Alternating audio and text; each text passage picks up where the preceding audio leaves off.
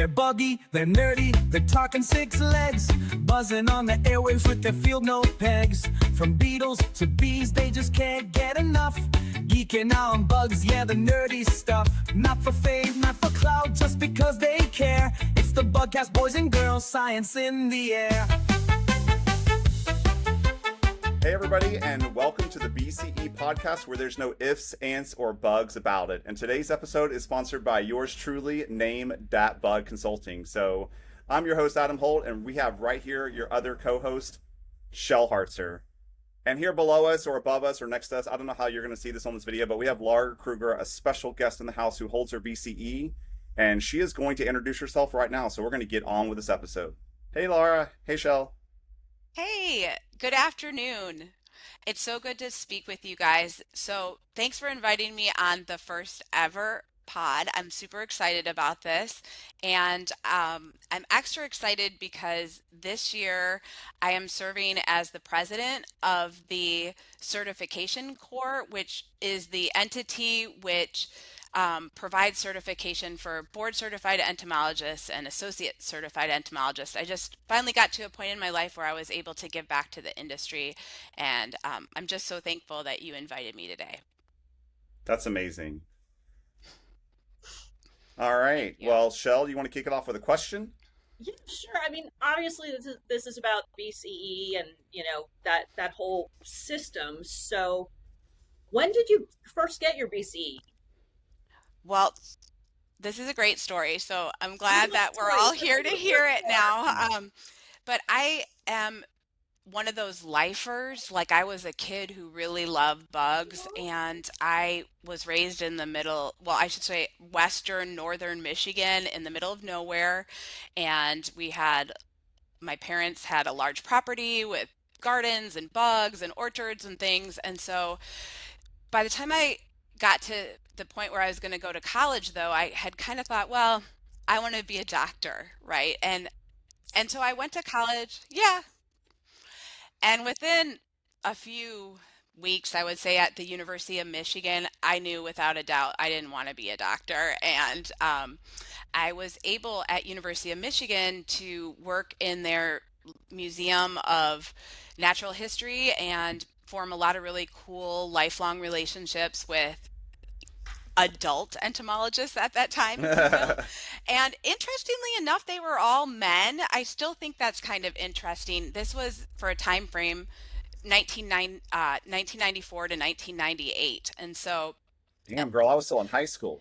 yeah, this is like going way back, right? And so what ended up happening is University of Michigan was my favorite school, and I knew I wanted to go there, but it didn't have an entomology degree program. They had entomology coursework, which occurred like they call it literature, science, and the arts department, and also in their School of Natural Resources.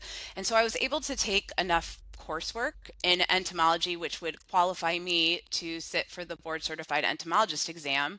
And also just because I was interested. I really wasn't thinking about becoming board certified while I was in college. But I just wanted to say this is one of the reasons why board certification can be important, is that the university I went to didn't have an entomology program, but had entomology coursework. And it's kind of been shared with me that as we move forward in time, many universities are letting go of their entomology departments. And so That's sad. it is sad. Hell no. No, you're not doing that, you entomology departments. No. Right. And it's like, if they let go of the department, you hope they still have the coursework and the professors. And so while at University of Michigan, I was able to do field work and got involved with a local nature enthusiast who was doing surveillance for dragonflies and damselflies. And I spent a lot of time like in marshes and wetlands and bogs collecting things or trying to get them to fall out of the sky and collect it. We use like super soakers because it's too hard to get a lot of them in nets. And yeah, it was really fun. And so when I graduated from University of Michigan with a degree in biology, I applied for what I thought would be my dream job at the Nature Conservancy in Michigan, serving as a assistant the low level entomologist basically doing surveillance for butterflies. Wait, And wait, wait. Back up just a second. So you got your BCE while you were in college? No, I didn't, but I had all of my requirements Okay, I got for you. the BCE, which I think at this time didn't even know it existed. That's okay. And That's okay.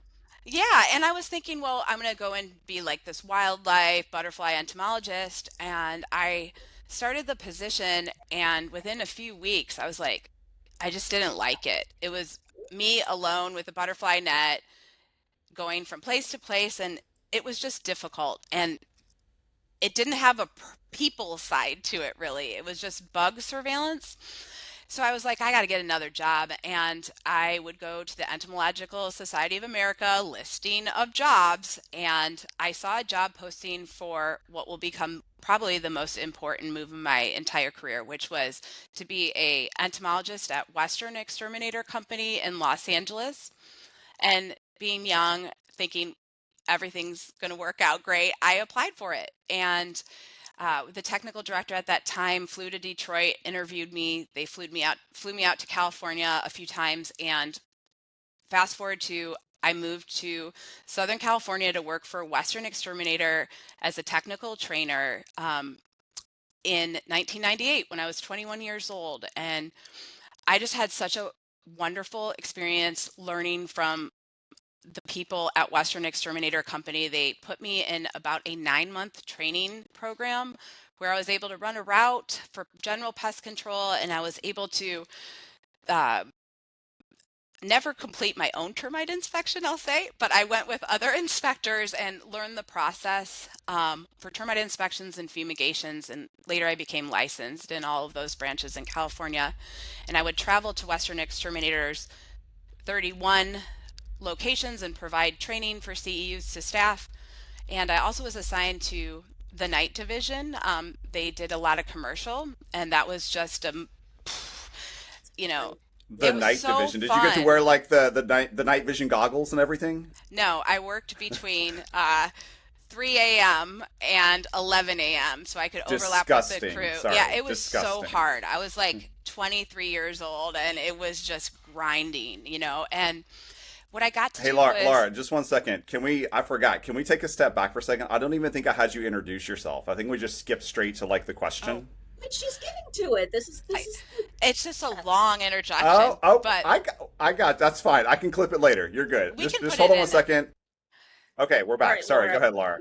Yeah, continue. so we're at the stage of my career where I'm in Los Angeles and I'm working for Western Exterminator Company, and the company was investing in me to become educated about urban pests. And it was within the first 2 years of my employment there that my supervisor, someone I'm still super close with and is just a really great entomologist, is Keith Willingham. He was a technical director at Western, and he was in a stage of his life where he had a young family and didn't want to travel.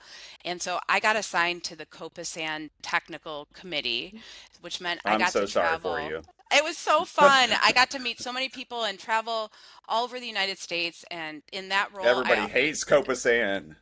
well, it's I'm different just kidding. now. It's different now. But back It's then, gone now, isn't it? Now, it's Yeah, gone it's like it's now. gone. Yeah. I think it's called the Urban Pest Management Committee, though, I think, which is comprised of entomologists from large family owned companies across the United States. And so I got to travel and inspect every dog food facility in the United States one year. And so that was eye opening as well. And I was just hooked. I love pest control, I loved the people part, which is to say that in urban pest control, I really believe all infestations are the result of people and people issues, and Oh, over 100%. 100%, right? And Yeah, so 100%. in the role as the Oh, how tech, did I get that? You brought it in. Duh. You ordered something it's from just, Amazon. It came in the box. Duh. this you know, this it, let Laura talk to the customers because we can't do that. it's just amazing sometimes, in what you hear from people about infestations. And while at Western, I also had an opportunity in, I believe it was like really early on, we're talking like 1999, 2000, to use some of the first GIS programs, and those were when we would fumigate like large structural warehouses. We would put our data from traps into a computer program, and I would push buttons and they would make a map, and it was so awesome. Yay! I know. I mean, it's hard to think. Some people will remember life before spatial and GIS, but that was the turning point for me, and I knew I needed to learn more. And so I had an opportunity to go back to graduate school, and I attended Yale University. I knew I wanted to get a master's in public health, and that university had a vector-borne disease program. And so I attended there. I wrote a thesis on ticks and using Yes. like remote sensing to find them, and it was neat, and I really liked it. But I had fallen in love, and so I ended up moving all the way back to Los Angeles. And I then became the part of the career that I'm in now. And so this is going back like almost 20 years ago. And I started working for the California Department of Public Health. And in that role, didn't have my BCE yet. I'll go back to the BCE after my career. But now I've been working at the Orange County Mosquito and Vector Control District as a vector ecologist for 17 years. So Oh, I'm Damn. so thankful to have started in the pest control industry, though. And briefly about the BCE, Keith Willingham, when I first started at Western, he said, "You're not going to be able to get your BCE yet. You don't have enough years of experience." And he's right. So what he had me do was become a BCE intern. So I took the test shortly after I was at college, when all that knowledge of all bugs, when you become a pest control entomologist, you only know about this many bugs, right? And like you think you know more. And so I took the test and I passed it. And so I had to wait the 3 years in order to become a full BCE. And then I became a full BCE. And then I became a graduate student and very cheap and broke, and I let it lapse. And this is something I would not advise doing Oh because no. it taking meant that test again. I had to take the No. test again. Oh, And and so what had happened is my original test was urban and industrial category, and when I decided, I'll just share this. I was motivated to get my BCE in the medical and veterinary category when I began working at a mosquito and vector control district, and I was getting bullied by a maintenance supervisor who kept telling me I wasn't a real entomologist because I didn't have a oh, degree in it. oh. Yeah, and so that spite fueled me to go back and get the medical and veterinary category and And that exam is like hard. it was so hard. And I'd Hard. also say since 2018, the exam is different now, and it's Thank God. better organized and more relevant. But back in 2017, it was so hard.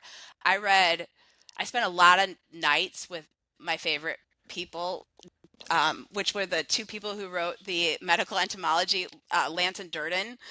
Mullins and Durden, just reading the textbook, like trying to learn it. And I was able to pass the test. And it was a really great time. I was one of only 6 board certified medical entomologists in California before Zika came, or during the Zika time. And that's when CDC made like a special They had a program that they a put people program we'll call, in. Yeah. yeah, and I was able to be a trainer to help other entomologists through the program, who flew into Denver, Colorado. There were 30, I think 38 entomologists who got their board certifications in medical and veterinary entomology as like a direct result of the Zika outbreaks in 2016. So that was really rewarding. And so So, I've so now Laura, real quick, to kind of go back on, the BCE. How many years, if for anybody who's listening, how many years do they need in the industry to get that BCE? Yeah, this is a great question. So, in order to get your BCE, you have to have a degree in either entomology or biology plus 4 courses in entomology. And okay, so what else do you need? And then you need to have 3 years of experience. And so, for those people who are just graduating from college, it's probably a good idea to take the test and then become a BCE intern. There's not fees associated with this because you're waiting.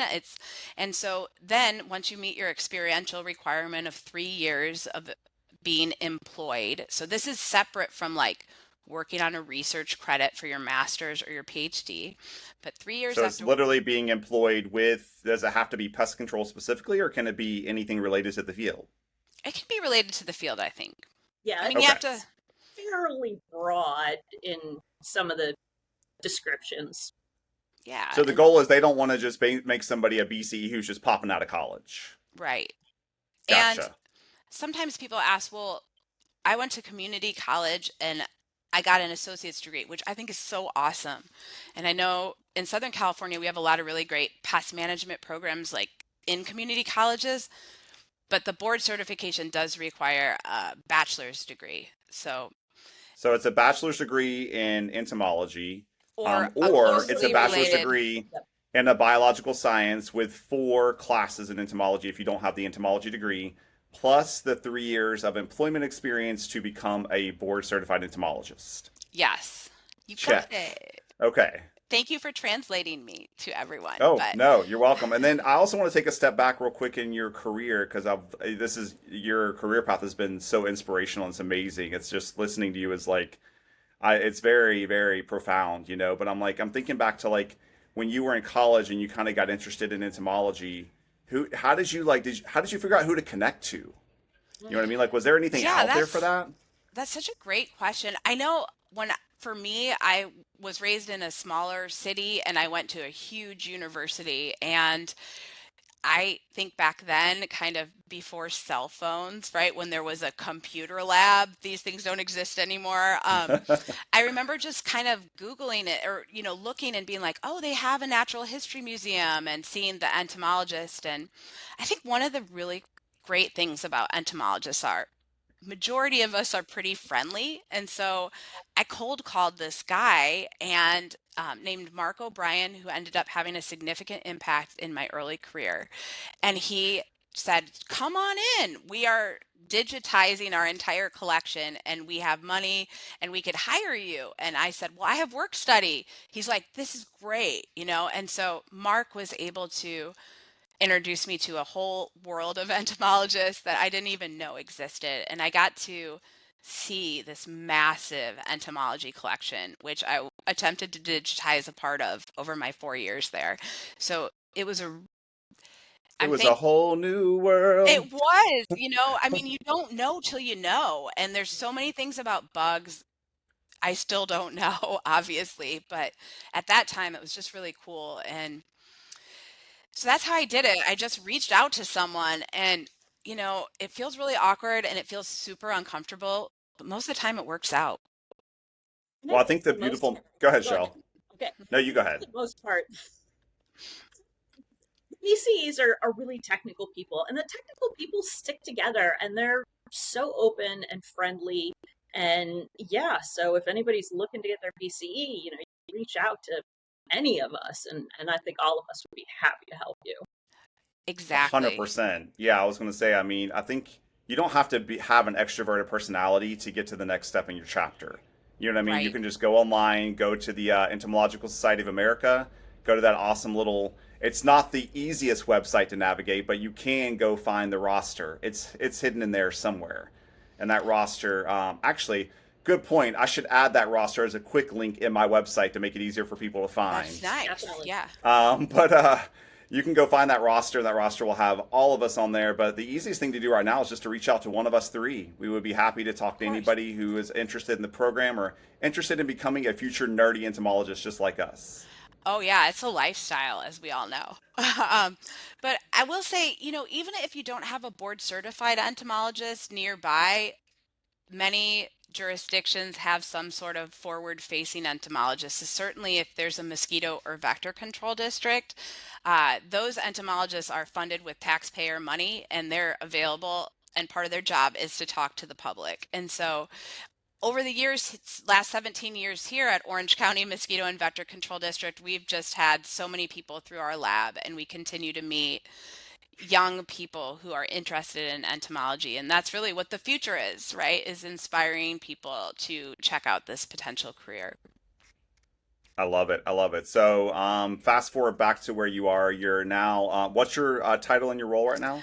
So my title right now is I am a vector ecologist, and I work in the laboratory aspect of mosquito and vector control districts. And so my responsibilities are identifying insects, mosquitoes primarily, but fleas and any biting insect really.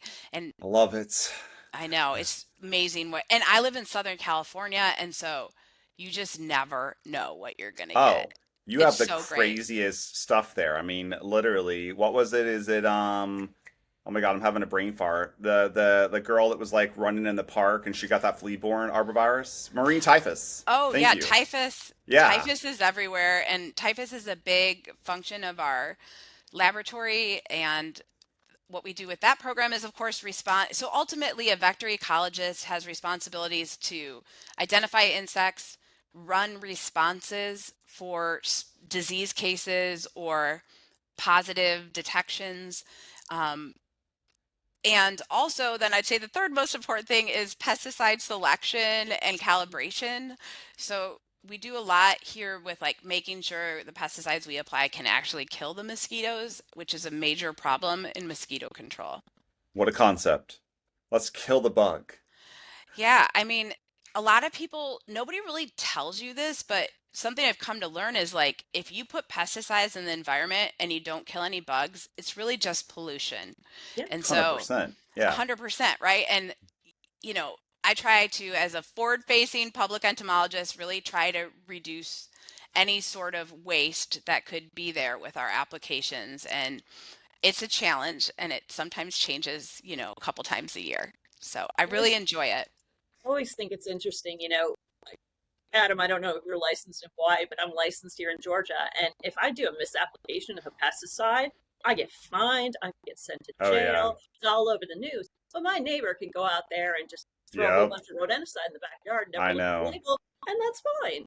So, It's yeah, very frustrating. It Yeah. what you is. do I value so much. Yeah, and one of the things I learned at Western Exterminator Company is, especially when it comes to pest control, you got a lot of people working their asses off in the field, doing their jobs, and pest control is a grind. It's hard. You got dirty places and mean people sometimes to deal with, or, emotionally heightened people. And when our technicians are in the field, we can't expect them to like take out a calculator and do like math every Yes, we time, right? can We do it. could, but you could provide tables, from management giving Right. estimations and rates, and you could review the math of complicated things with a group. And, you know, I find that to be really important. And, you know, what happens with pest control, at least, is if you have a technical department and they do the math on the pesticides and they get that math wrong, it's the applicator in the field who gets the fine. Yeah. And, you know, we take that responsibility really seriously. I mean, I think I was thinking, Laura, you obviously know I have a passion for mosquito control because I worked for mosquito control for 3 years back in Florida. And it's like, what I love about mosquito control so much is that even though we obviously have to use some pesticides, as adulticides, I mean, back when I was with Anastasia Mosquito Control District of St. Johns County, we were using dibrome for aerial applications, It's right? still, yeah, it's still on the Does it still market. exist? Yeah, it's Okay. Explain to our listeners what that is, because some of the younger ones may not quite understand that. Laura could probably explain Yeah.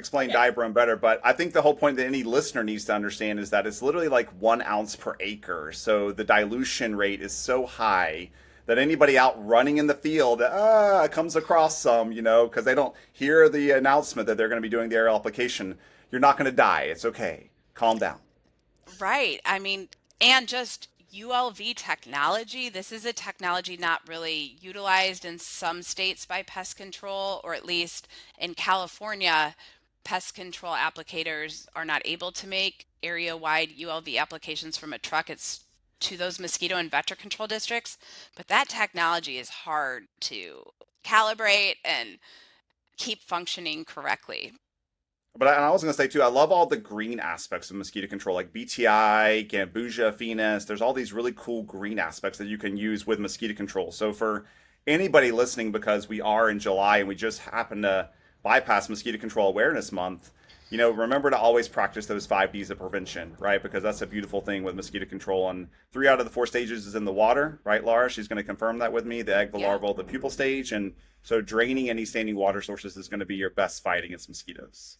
Right. And then, for those larger water sources found in cities or environments, flood control channels, stormwater infrastructure, sump drains and certain freeways and whatnot, where water is always present, that's where the mosquito and vector control districts really have the licenses to make those continual treatments using those products like spinosad or BTI, which are believed to have a lower impact in the environment. But yeah, Shell, to get back to your point, licensing is, I think I told you about Hawaii. You don't, pest control technicians don't require a license to apply general use pesticides in Hawaii, which is scary AF. Wow. Yeah, so when I had one in my house trying to apply Termidor inside my house with a B&G sprayer, I was like, you can get out of my house that fast. We're all cringing here because that is strictly against the label to use it indoors. You can use it, I think, indoors if you're doing sub-slab injection, but you can't do like actual regular, like obviously application Baseboards, indoors, yeah. of course. Yeah. No, there's no baseboard jockey in my house with Termidor. Sorry. But to your point, and I know Laura can agree with this, at least for me, my many years with all the different companies, it's pretty scary that a residential customer can literally do whatever they want with a product. With that being said, I think that's a good topic for another podcast for Yeah. sure. Laura, I want to get back to your BCE though and tell us like, how long have you had your BCE now? Well, so I guess technically I've had my BCE twice. And so my first BCE, the BCE intern with the urban and industrial entomology, I believe I had from 1999 till when I Wow. let it lapse in 2004, which I don't recommend doing. Oh, And then I went back and I worked as an entomologist for, you know, up until 2017, which is when I became a board certified entomologist in the medical and veterinary category. So And how so long was the lapse for? We're just going to say collectively you've had your BCE now for what, 27 years? something 26 minus years? the Yeah. lapse, awesome. for a number. And, I'd really like to say thank you to my mentors who encouraged me to get it. It's just opened up so many doors for me over the years in ways that I couldn't have ever actually imagined. And it really needed someone else to be like, you need to get this, trust me. And I was like, okay, and it really continues to open up doors. And so, So what has it meant for you? well, I would honestly say it's really meant a lot, especially starting in the pest control industry when, customers and clients, they want to know that you know what you're doing. And so I thought it was really cool how getting that certification gave me some confidence, maybe that I could figure it out. And also, it gave me all BCEs have to adhere to like an ethics policy. Yep. And and I think that's so important, right? Like it's like I'm holding myself to a higher level, meaning, I'm going to try really hard to get it right because it means something to people. And Thank you. Yeah. yeah, and so that's been great. And I have people say, well, I do that now. I don't need to get my BCE. Well, great. Maybe you don't need to get your BCE, but it the more you're forward facing, the more support you need to make complicated decisions and Well, the networking advocate. aspect alone from becoming a Yeah. BCE is huge. I mean, Shell, tell us real quick about you and Yeah. how long have you had your BCE and what has it meant to you? Oh my gosh, I've had it since 2011, and unfortunately, sort of like Laura, I've been out of grad school for a while, so Oh, I was studying my butt off for this thing. And yeah, had it since then. Luckily, I didn't let it lapse because, yeah, Laura, I don't ever want to take that test me neither. ever again. No. I don't care what Mm-mm. I have to do to keep it. I'm keeping it. And yeah, I totally agree with you, Laura, that it opens doors. And for those of us who don't have a PhD, it kind of elevates us a little bit above a master's, but still below a PhD. We're kind of that in between. And I think that can certainly apply to a lot of jobs that are looking for people. You may not have a PhD, but you've got your BCE. So Oh, yeah, it's yeah. kind of that elevates you just a little bit to have that credential and helps getting a job. Yeah, it also 100%. really helps, and we'll get to Adam's BCE, but really helps when you're dealing with legal issues. At least in my role as a veterinary Mm-hmm. ecologist, we get to interact with the legal system on normally on the civil side of things, but occasionally on the criminal side as well. And the judge, they're going to value having a board certified entomologist there, and it will help with Laura, are you these trying to give away cases. one of our next guest speakers? Stop Oh, it. do you have who's your next guest speaker? No, no, Doug. it's a secret. Oh, Okay, sorry. I talked to Doug, so yeah. well, that's awesome. I can't wait to hear his interview. Yeah. So So, all right, anyway, Adam, your sorry. turn. When did you Oh, get my the turn. BCE? Yeah. Jesus, I got to tell my real quick fun story that Yes. I graduated high school in 1997, and I got stuck in this zoology class because I was dual enrolled between the high school and the college, Oh. right? And my schedule got messed up at the college, so I got stuck in this standard level zoology class at the high school, and I was like, this is gonna suck. I'm gonna be smarter than all these kids. It's gonna be so easy. I'm gonna hate this. And I get in this class, and my teacher makes me do, to what a surprise, she makes me do an insect collection. And I have to collect the insects and curate the insects and taxonomically identify them. That was the game changer for me. I literally was going to be, I was going to school for veterinary medicine, and then I just changed to entomology pre-vet.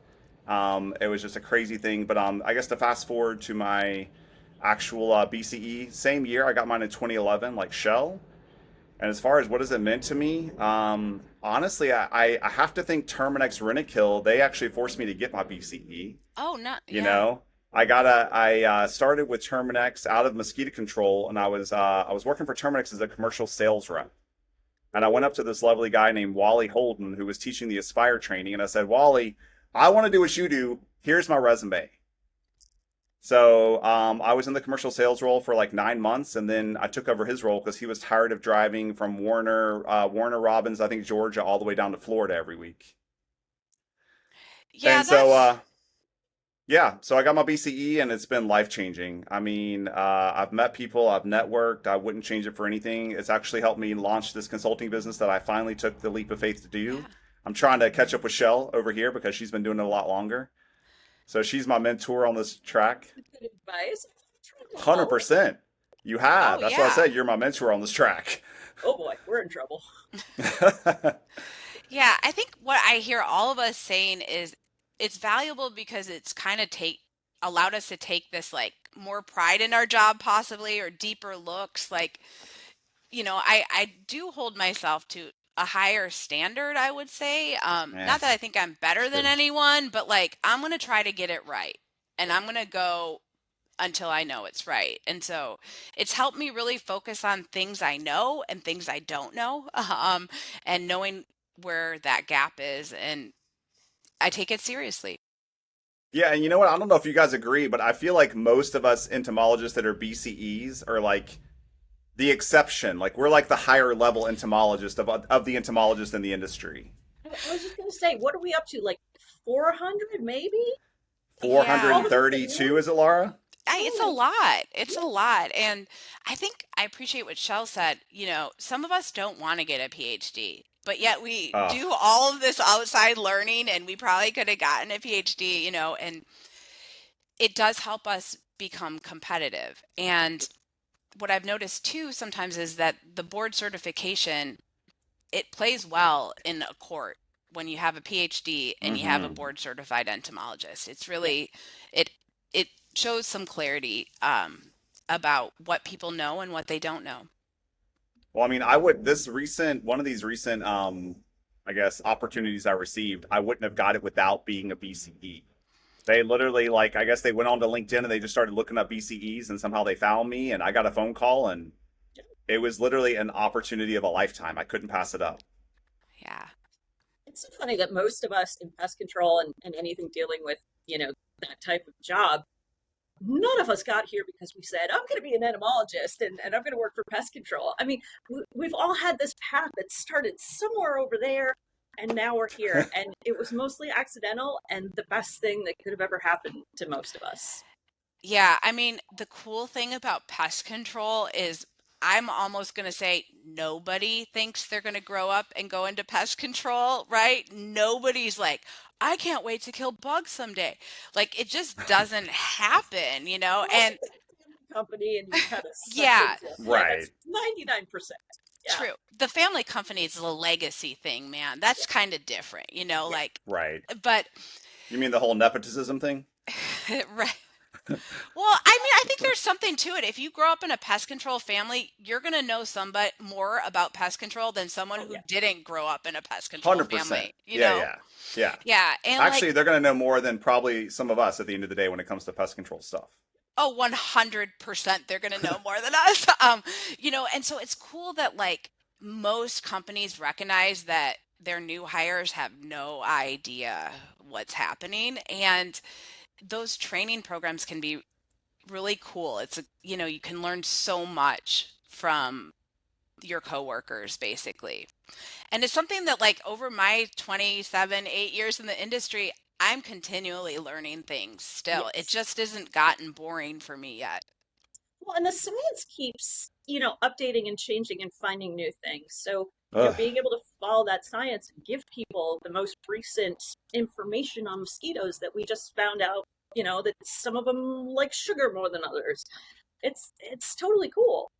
It Yeah, is no, and totally. Shell, we were talking about the whole taxonomy thing and how that shit changes like with the wind, and I'm like, oh my God, if I've got to worry about Louis Sorkin coming on my thing and saying something else about actually it's this or actually it's that, I'm like, Louis, I love you, buddy, but I don't keep up with all that. So thank you for keeping me in the right place. Scientific names are Bugguide.net. hard. Yeah, bugguide.net normally has the current taxonomy, Yep. but fleas are scorpion flies is just threw me off, and termites are cockroaches. Like, it changes. Did you see my flea guide that I put out a few I nights ago on did. LinkedIn? I I just did. did that laying in bed one night. I was like, this is just for fun. Yeah. This is what entomologists do at 3 a.m. when we can't sleep. I Right? know. There's just so much to learn. You can't know it all. Like, and you think you learn it, and then all of a sudden there's YouTube, and now you can see it, right? And so it's just really cool to like see how the new technology is impacting entomology. But I really believe at the end of the day, AI is not going to be able to kill pest control. A lot No. of people are worried Ooh, that's about a big AI. controversy. I was going to Yeah. say that's a real big thing right now in the news. Hmm. Yeah. Yeah. And on a lot of podcasts, honestly. I've been on quite a few where AI has been the topic of choice and is that the wave of the future? And just like I'm agreeing with you, Laura, I'm sure, Shell, you're on the same page that AI is great to give you that foundation, but you gotta fact check it. You gotta fact Yeah. check it. Absolutely. Yeah, and it's not going to come over to your house and get rid of your cockroaches, right? Like it's just not going to go deal with the neighborhood mosquito problem. So Well, you can just go get Pesty and you can DIY it yourself. I just Don't worry. Oh, so no. fast. Yeah. Sorry, I'm not necessarily anti DIY, but I'm also like there's a lot that goes into making it, and I just get concerned that people are just like, Well, I don't just know. like doing it everywhere. If Yeah. DIY worked, why do we have all these pest control companies?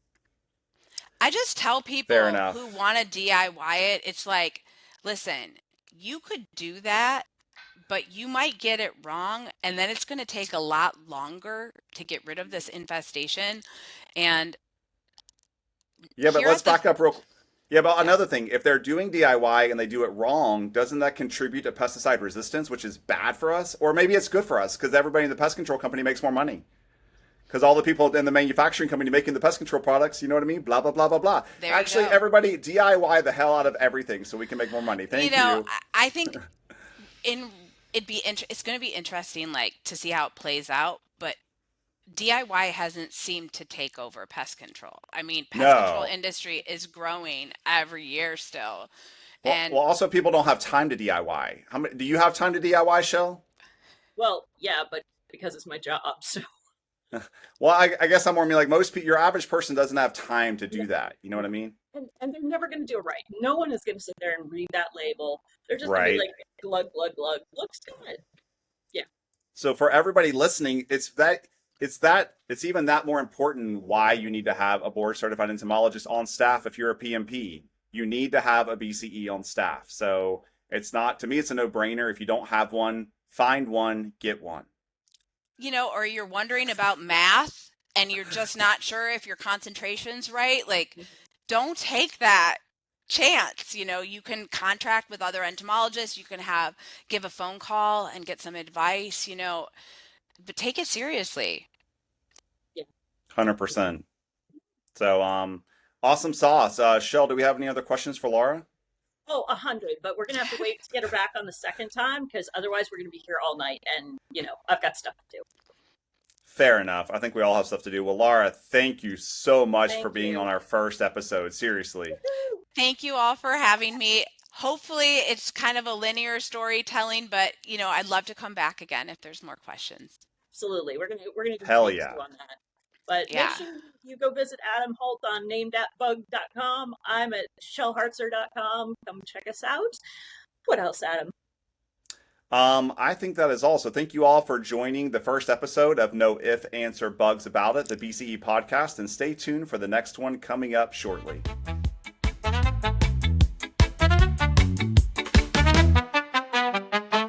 They're buggy, they're nerdy, they're talking 6 legs, buzzing on the airwaves with their field note pegs. From beetles to bees, they just can't get enough. Geeking out on bugs, yeah, the nerdy stuff. Not for fame, not for clout, just because they care. It's the Bugcast, boys and girls, science in the air.